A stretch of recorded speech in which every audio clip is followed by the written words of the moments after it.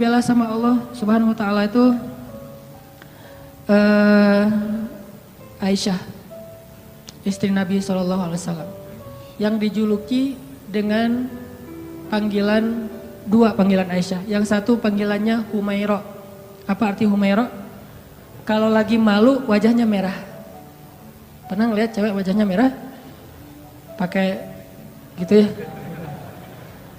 Kalau Aisyah itu bukan karena dia make upan, memang wajahnya merah kalau lagi malu. Kalau Nabi muji-muji Aisyah, malu merah. Malu pakai ngomong. Itu mah saya.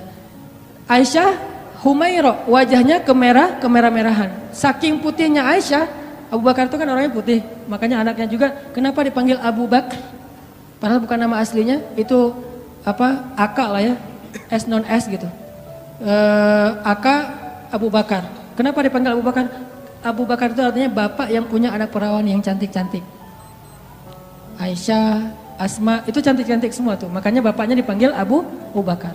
Kita kalau punya, kita yang belum nikah, yang udah nikah, kalau punya anak cewek 2 orang, maka dia bisa dipanggil Abu Bakar. Walaupun namanya bisa aja Asep, bisa aja siapa gitu, tapi bisa dipanggil Abu Bakar. Kenapa? Punya anak perawan, cantik, soleha. Humaira. Nama lainnya, Nabi juga senang manggil Aisyah itu dengan panggilan Aish. Disingkat Aisyah jadi Aish. Dalam bahasa Sunda jadi Eis. Itu benar. Pasti orang Sunda manggil Eis itu asal muasalnya dari panggilan Aisyah. Karena kita nggak bisa susah ngucapin A, dari Aish jadi Eis. Berarti orang Sunda juga ada hubungannya dengan para ulama. Eis. Jadi yang manggil istrinya walaupun nama istrinya mungkin siapa gitu ya, manggil aja Eis. Kok Eis sih? Aisyah gitu. Aish. Panggilan sayang Nabi nih. Saking cantiknya Aisyah, banyak yang sebetulnya baper ketika Nabi nikah sama Aisyah. Patah hati cowok-cowok Madinah. Wah, apaan sih Nabi nikah sama Aisyah? Rame aja tuh. Ketika Nabi nikah sama Aisyah. Suatu hari Nabi itu lagi jalan, lagi touring gitu sama sahabat-sahabat. Bahasa dulu mah berangkat berjihad ya, cuman sebutlah touring. Karena Nabi sambil berjihad juga, sambil touring, sambil main. Nah Nabi itu kan kalau berangkat touring bawa istri ya. Jadi kalau yang berangkat touring gak bawa istri kurang ikut sunnah menurut saya. Touring memotoran bawa istri. Tadi jangan bawa jas hujan. Biar kalau hujan mah, weh gak pakai baju. Nah Nabi lagi touring nih dengan para sahabat, sekitar 1000 motor lah ya, bermerek onta. Jalan touring sama para sahabat, di tengah jalan mampir di rest area. Kan panjang nih perjalanannya, ada rest area, ini kayaknya rest areanya bagus, masjidnya gede gitu ya, ada KFC segala macam lah, bisa makan di situ, ada apa tempat ngopi. Mampir tuh di rest area, pas lagi mampir di rest area, Aisyah kan dia naik kendaraan yang tertutup. Onta di atasnya ada kayak tandu gitu ditutup khusus buat cewek biar nggak kepanasan. Kalau yang cowoknya naik onta yang terbuka. Kalau bahasa kita sekarang tuh mobil lah ya. Aisyah naik mobil, suaminya naik motor. Yang nyetir siapa ya? Dan cara nih ada gimmick dikit tapi penting ya. Bekal buat teman-teman nanti kalau udah nikah. Nabi itu romantis banget loh sama istrinya. Kalau lagi touring gitu, istrinya pengen naik ke atas onta, maka Nabi akan jadikan lututnya sebagai tangga buat istrinya naik ke atas onta. Kan onta tuh tinggi tuh, udah duduk juga masih jangkung tinggi gitu kan. Maka Nabi akan jongkok, Aisyah. Akhirnya Aisyah nginjak lutut Nabi, dipegang sama tangan Nabi, dinaikkan ke atas onta. Tuh cowok banget tuh. Makanya kalau kita pengen naikin istri kita ke atas motor, walaupun motornya bebek ya, gak masalah lah. Motor bebek, udah diceperin lagi tuh, rendah gitu ya. Mah, apaan sih Pak, bisa sendiri kali gitu. Pengen ikut sunnah malah gagal. Jadi sunnah Nabi itu banyak yang seru-seru loh, keren-keren. Baca aja sirah deh, jangan cuma baca hadis teks ya. Baca juga sih sirah, banyak banget sunnah Nabi yang keren-keren, romantis. Touring nih, berhenti di rest area. Aisyah punya kendaraan sendiri. Pas lagi berhenti di rest area, Aisyah pengen ke belakang. Karena di rest area itu ada toilet segala macam, ada ikhwan, ada akhwat. Aisyah pergi ke belakang. Waktu itu Aisyah pakai kalung yang diberikan oleh ibunya kalung hadiah pernikahan. Cuman centelannya itu udah agak-agak longgar gitu. Pas lagi ke belakang, balik, baru sadar pas dipegang di dadanya, oh kalung saya jatuh hilang. Akhirnya minta izin ke Nabi, ya Rasulullah, kalung saya jatuh dari cari-cari dari tadi nggak nemu. Tolong cariin dong. Akhirnya Nabi pun nyari, nggak nemu, mengerahkan para sahabat nyari. Sampai akhirnya nemu pas udah malam. Berhentinya sore, waktu asar sampai sunset, sampai udah malam, akhirnya mereka baru nemu tuh kalung. Karena udah kemalaman, Nabi pun memutuskan ya udah kita bermalam di sini deh, nggak usah ngelanjutin perjalanan. Berhentilah sahabat di situ. Karena rest areanya nggak terlalu besar dan airnya sedikit, akhirnya pas waktu subuh mereka tidak cukup air, nggak bisa berwudu untuk sholat subuh. Mulailah muncul desas-desus, mulai muncul lagi tweet di antara para sahabat. Ada yang pertama nge-tweet, akhirnya pada repost, jadilah viral. Apa tweetnya? Ini gara-gara Aisyah nih. Kita nggak bisa sholat subuh, nggak punya air gara-gara Aisyah. Hashtag gara-gara Aisyah, sebar.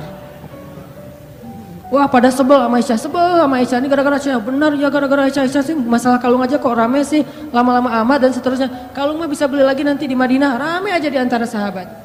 Gara-gara mereka rame, turunlah ayat tentang tayamum.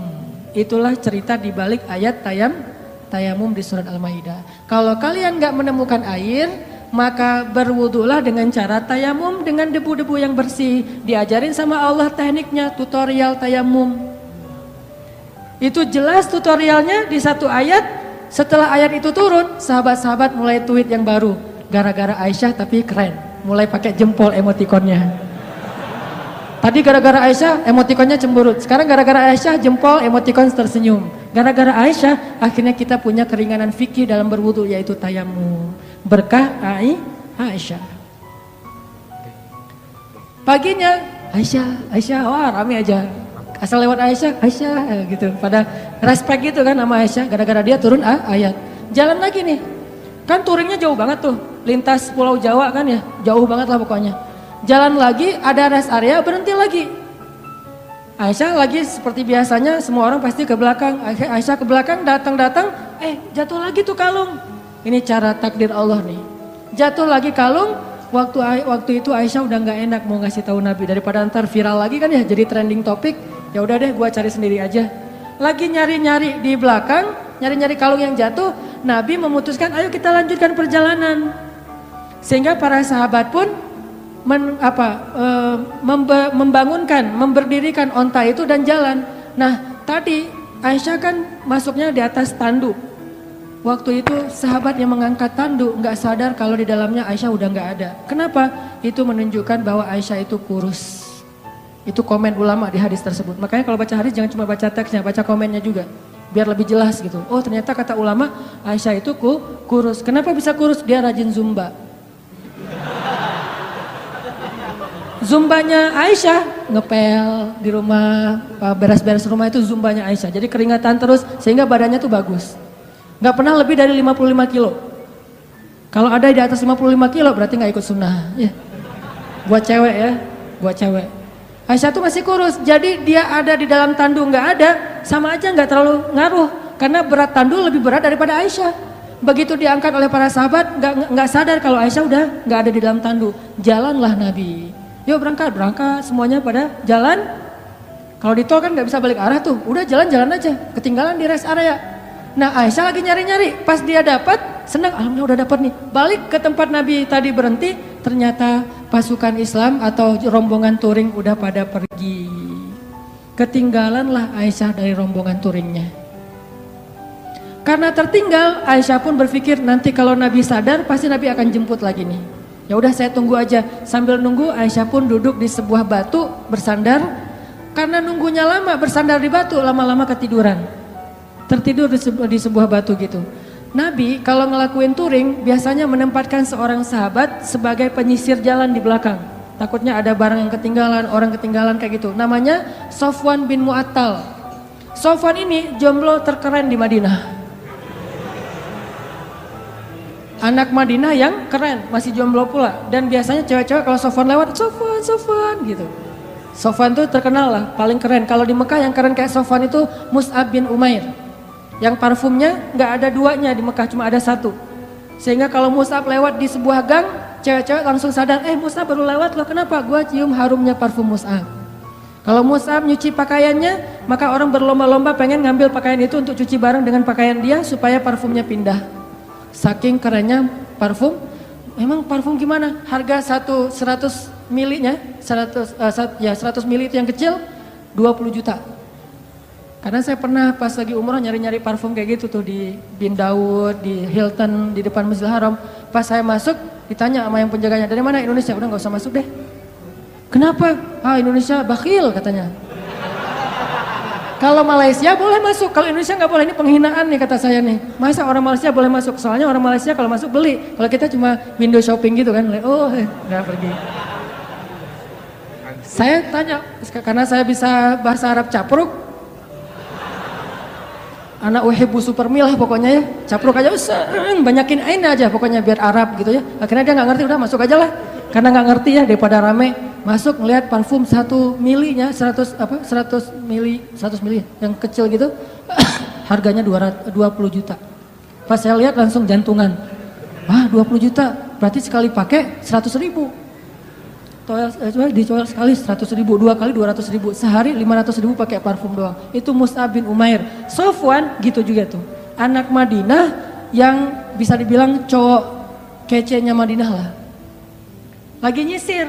Lagi nyisir, pas sampai di rest area, ngeliat ada cewek lagi tidur di atas batu, bukan tidur lebih tepatnya, bersandar di batu ketiduran.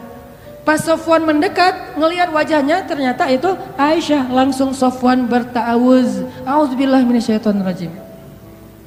Terus Sofwan mengatakan, taraju, innalillah wa inna ilaihi raji'un. Taraju yang di Tasik Garut, itu dari bahasa Arab, taraju. Apa arti taraju? Innalillah wa inna ilaihi rajiun. Taraju artinya mengucapkan innalillah. Langsung Sofwan, innalillah wa inna ilaihi rajiun, berpaling. Coba bayangin, solehnya Sofwan. Kalau kita kan alhamdulillah, kebaliknya.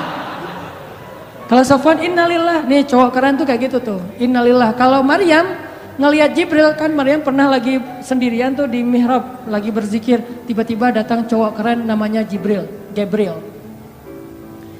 Jibril itu kan kalau turun ke bumi berwujud basyaron sawiyya, laki-laki yang sempurna. Pas Maryam ngelihat cowok keren gitu, apa kata Maryam? A'udzubillah. Bukan Masya Allah, bukan. A'udzubillah. Jadi cewek-cewek nih kalau ngelihat postingan ada cowok yang keren, a'udzubillah, yang mana ya tadi? A'udzubillah aja, jangan dilihat. Yang cowok-cowoknya ada yang cewek keren, innalillah wa inna ilaihi rajiun. Jadi kalau cewek-cewek nanti di luar dengerin ada yang tarajo, berarti ada yang keren tuh. Mana. Innalillah wa inna ilaihi rajiun. Karena ucapan tarajunya keras, akhirnya Aisyah kaget dan bangun. Pas Aisyah bangun langsung Aisyah nunduk gitu karena malu kepada Sofwan. Sofwan gak banyak nanya, Aisyah ngapain sendiri di sini nungguin saya ya? Enggak. Nih solehnya sahabat ya, biar kita bisa ngebandingin sama kita. Enggak nanya Aisyah lagi ngapain di sini, Aisyah kenapa duduk di situ, Aisyah enggak. Begitu udah selesai taraju, Aisyah bangun, Sofwan langsung mengambil ontanya, didudukkan di dekat Aisyah, terus Sofwan menjauh dan membelakangi. Untuk apa? Biar Aisyah naik ke atas onta dan Sofwan gak ngelihat gimana cara si cewek itu naik. Kalau udah nikah romantis banget, kalau belum nikah terjaga banget. Tuh benar-benar orang-orang yang luar biasa. Belum nikah dia menjauh, gua gak pengen lihat gimana cara Aisyah naik di atas motor, kan naiknya cewek di atas motor apalagi boncengan pas pulang sekolah kan agak sesuatu ya. Bahaya kan? Nah Sofwan gak mau ngelihat itu. Cara cewek naik, walaupun Aisyah itu sangat terjaga auratnya, tapi masih Sofwan menjaga hatinya. Gak mau lihat ngelihat ke sana, tapi di sebelah sana ada cermin jadi bisa tembus gitu. Gak ngelihat. Kalau di mall kan suka gitu ya, buang muka gitu ke arah cermin, biasa bisa ngelihat dari sebelah sana. Bukan pengalaman ya. Pernah. Nah, akhirnya Sofwan menjauh, membelakangi Aisyah. Dalam durasi kira-kira si cewek ini udah selesai naik ke atas unta. Begitu udah selesai, Sofwan datang ngambil tali kekang unta dan ditarik. Untanya berdiri jalan. Sofwan jalan kaki di depan, Aisyah naik di atas unta. Itu cara paling bagus boncengan. Jadi jangan dibonceng gitu. Apalagi ini ojek-ojek online ya. Kalau yang ordernya cewek, Neng, naik Neng. Kita mah gak usah naik ke atas motor, di samping aja dorongin motor. Kenapa Mang kok gitu caranya? Sofwan. Sofwan itu siapa? Gak pernah ikut talim ya. Makin sombong ya, makin ria. Sofwan narik tuh tali kekang onta, Aisyah di belakang. Gak pernah sekalipun Sofwan menoleh ke belakang. Aisyah butuh sesuatu? Enggak. Atau mungkin bisa miss call kalau ada apa-apa. Ini nomor saya, modus. Gak ada sama sekali. Aisyah nggak diajak ngobrol, Aisyah kenapa tinggal sendiri dan segala macam, enggak sama sekali. Diam sepanjang perjalanan sampai di Madinah. Nabi sampai di Madinah nggak sadar kalau Aisyahnya ketinggalan karena Nabi nggak langsung pulang. Biasanya nyambut tamu dulu, ada urusan negara lah. Nah, lama baru dari belakang Aisyah dengan Sofwan muncul. Di Madinah waktu itu kebenaran orang-orang Yahudi lagi nongkrong di gerbang. Karena salah satu hobi orang Yahudi itu nongkrong di jalan. Senang banget nongkrong di jalan tuh, nongkrong gitu-gitu ya di jalan.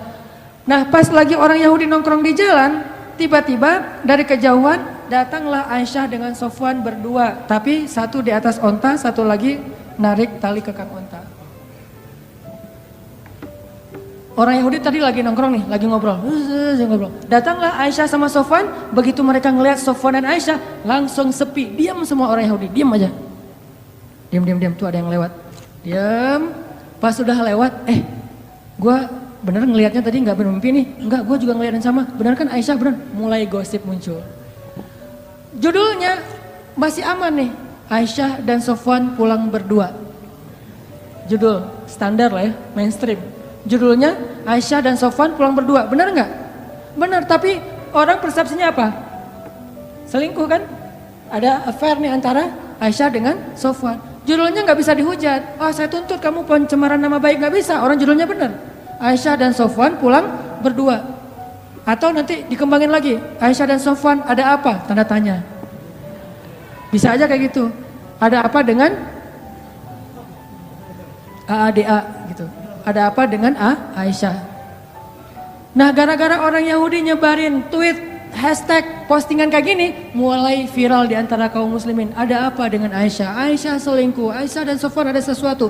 Ramelah fitnah di antara kaum muslimin tentang Sofwan dan Aisyah. Sampai akhirnya fitnah ini terdengar kepada Rasul. Nabi juga sempat hampir ragu sama Aisyah. Saking semua orang ngebicarain itu. Lo udah dengar berita belum? Apa? Aisyah sama Sofwan ternyata kemarin pulang berdua, ada sesuatu tuh. Oh gitu? Kan suka gurih ya omongan-omongan kayak gini nih. Bisa ditambah-tambahin, pecinnya ditambahin, jadilah pecinnya banyak. Makin banyak pecin, makin sedap. Makin susah untuk berhenti kan? Nah gitulah gosip. Akhirnya viral, jadi trending topik di Madinah, Aisyah dan Sofwan ada affair. Sampai ada seorang sahabat, kalau nggak salah namanya Abu Ayyub, pulang ke rumah. Nanya ke istrinya, Mah udah dengar berita yang lagi trending topik belum? Udah Pak, Mama juga baru buka Instagram, kata istrinya. Mama punya Instagram kok Bapak gak di follow? Bahaya. Aisyah sama Sofwan katanya di fitnah ada sesuatu. Gimana menurut Mama? Kata Abu Ayyub. Nih jawaban istrinya nih jadi panduan buat kita kalau dengar gosip. Apa kata istrinya? Ya Abu Ayyub, gimana pendapat engkau jika ada yang mengatakan engkau selingkuh dengan seorang perempuan? Kata Abu Ayyub, ya gak mungkin lah. Papa mau selingkuh kan udah cukup dengan Mama. Mama kan segalanya buat Papa, udah gak ada lagi, gak akan terbuka lagi lah hati Papa buat cewek yang lain mah. Udah digitu-gituin. Benar Pak, benar. Sesungguhnya Sofwan itu lebih soleh daripada Papa. Kalau Papa gak mungkin selingkuh, maka Sofwan juga gak mungkin. Oh gitu, ya deh. Ditanya lagi sama istri Abu Ayyub, Pak, ya Abu Ayyub, gimana menurut engkau jika ada yang mengatakan Mama selingkuh? Kata Abu Ayyub, nauzubillah gak mungkin. Papa percaya banget sama Mama. Mama tuh kan cewek yang paling setia, yang menjaga diri dan segala macam. Kata istrinya, sesungguhnya Aisyah lebih soleha daripada Mama. Kalau Mama aja gak mungkin selingkuh, apalagi Aisyah. Coba. Gampang kan menyelesaikan masalah kayak gini? Ada isu, sesungguhnya dia lebih soleh daripada kita. Kalau kita aja gak mungkin, pasti dia lebih gak mungkin lagi. Gitu caranya, husnuzon. Tapi di luar, berita itu tetap berkembang. Sampai akhirnya Nabi datang ke rumah Aisyah. Bertanya kepada Aisyah, ya Aisyah, pasti kamu sudah mendengar berita tentang ini. Gimana menurut kamu wahai Aisyah? Kata Aisyah, kalau saya bilang berita itu bohong, mungkin Nabi nggak percaya sama saya, padahal itu bohong. Kalau saya bilang itu benar, tapi Allah Maha tahu bahwa itu tidak benar, maka saya tidak akan membela diri. Wallahul musta'an, saya akan curhat hanya kepada Allah saja, Allah yang Maha menolong. Masuk ke kamar, Aisyah kecewa gitu sama Nabi. Karena Nabi dianggap nggak ngebelain Aisyah. Nabi juga bingung, benar nggak, emang kayak gitu, saking parahnya berita ini. Nabi juga bingung nih, hampir aja Nabi menceraikan Aisyah. Saking luar biasanya fitnah. Gak lama kemudian Nabi dalam keadaan sedang sedih, rasa perasaannya tuh lagi kacau banget. Turun surat An-Nur ngebelain Aisyah. Sesungguhnya orang-orang yang menyebarkan berita bohong itu adalah bagian dari umat Islam sendiri. Ternyata yang menyebarkan itu bukan orang Yahudi. Orang Yahudi cuma munculin tweet pertama orang Yahudi, tapi yang bikin dia viral orang Islam. Mungkin postingan pertama bukan dari orang Islam, dari luar. Sengaja pengen bikin masalah. Yang bikin itu jadi fitnah, kita sendiri nge-repost sembarangan. Mungkin gak ada masalah sebetulnya, kita aja yang membentur-benturkan. Sesungguhnya yang membawa berita bohong itu adalah orang Islam sendiri. Maka katakan kepada mereka, jika kalian tidak bertobat, sesungguhnya itu zalim yang paling besar.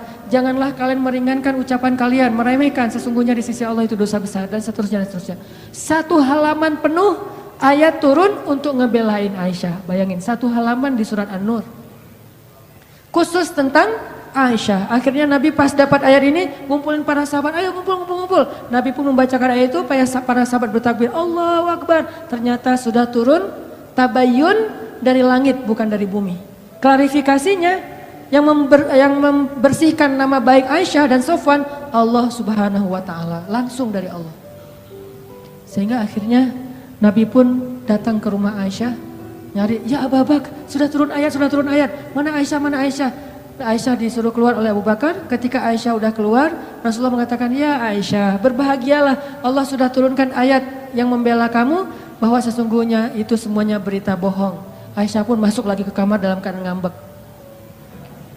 Abu Bakar masuk ke dalam, Aisyah, kenapa masih ngambek sama Rasulullah? Udah ucapin terima kasih sama Nabi. Kata Aisyah, enak aja, ngapain saya minta terima kasih ke Rasulullah, kan yang bela saya Allah. Udah biarin aja orang itu. Kata Aisyah, coba. Apakah Rasulullah marah? Enggak. Kata Abu Bakar, ya Rasulullah, Aisyah lagi ngambek, gak mau ketemu. Ya udah nggak apa-apa. Memang Aisyah pantas untuk melakukannya. Nabi pun pergi. Biarkan Aisyah menyelesaikan, merecovery dulu perasaannya. Selang beberapa hari Nabi datang lagi, udah normal lagi. Orang dibela sama Allah sampai turun ayat satu halaman, kok bisa kayak gitu? Apa rahasianya? Rahasianya satu, teman-teman. Coba teman-teman buka surat Fussilat, surat 41 ayat 30. Itulah rahasianya. Surat Fussilat, surat 41 ayat 30.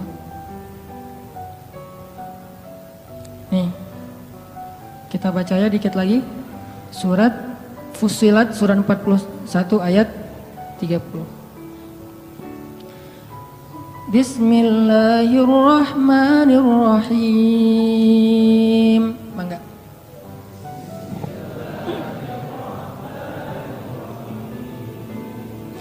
Innalladzina qalu rabbuna Allahu thumma istaqamu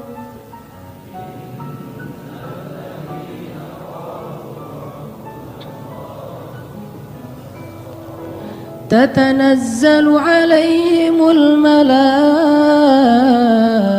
ألا تخافوا ولا تحزنوا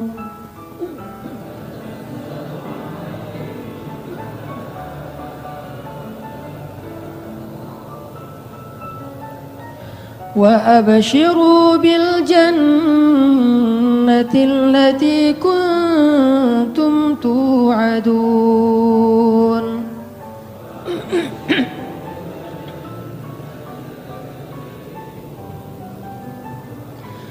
نحن أولياؤكم في الحياة الدنيا وفي الآخرة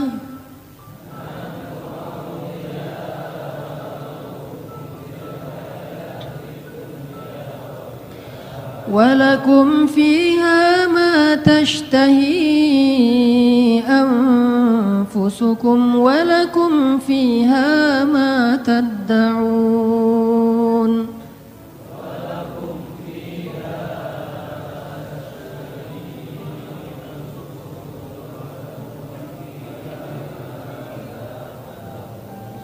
Sesungguhnya orang-orang yang berkata Rob kami adalah Allah, kemudian mereka berkomitmen istiqomah, maka turunlah kepada mereka malaikat-malaikat secara berbondong-bondong dan mengatakan, janganlah kalian takut, janganlah kalian khawatir, bergembiralah dengan surga yang telah dipersiapkan untuk kalian semua.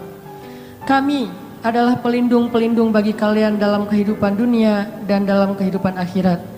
Di sana, di dalam surga, ada hal-hal yang kalian sukai, dan di sana juga ada apapun yang kalian minta.